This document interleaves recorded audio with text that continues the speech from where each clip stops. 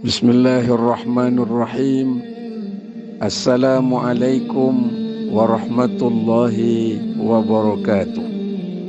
Alhamdulillahilladzi anzala sakinatan fi qulubil mu'minin liyazdadu imanan ma'a imanihim. Wassalatu wassalamu ala asrafil mursalin wa ala alihi wa sahbihi ajmain, amma ba'du. Saudaraku yang dirahmati oleh Allah, sesungguhnya Ramadan ini disebut oleh Nabi as-shaumu junnah. Puasa itu adalah perisai atau benteng. Menahan haus dan lapar di siang hari insya Allah banyak orang yang mampu dan sanggup.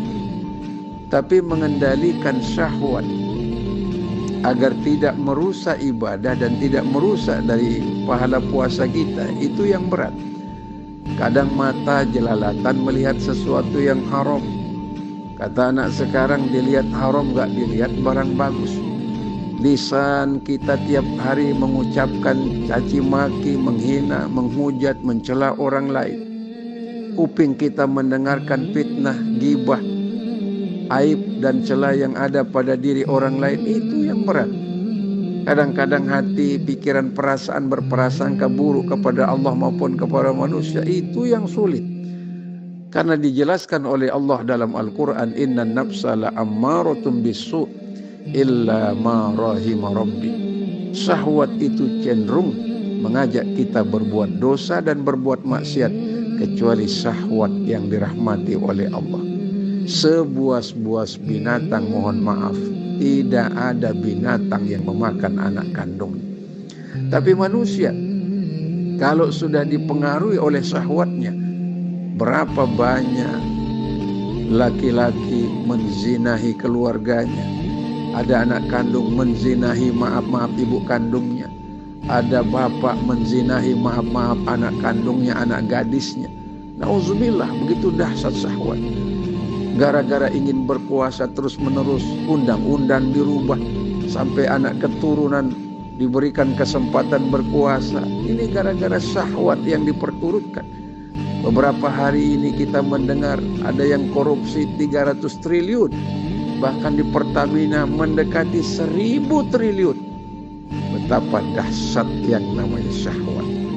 Makanya datang Ramadan, sejatinya kita sedang melatih diri untuk menahan, mengendalikan, dan tidak memperturutkan syahwat. Karena kalau syahwat menjadi panglima dalam hidup, maka kita akan celaka dunia akhirat.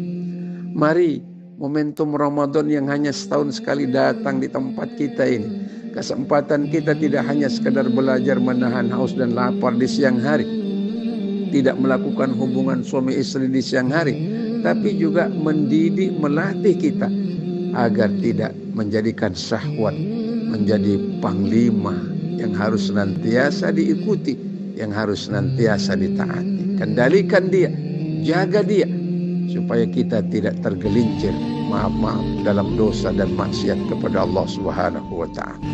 Rasulullah sallallahu alaihi wasallam bersabda, kam min shaimin laisa lahu min siyami illa al-ju' wal 'atas. Berapa banyak umatku berpuasa, dia tidak memperoleh pahala dari puasanya kecuali haus dan lapar.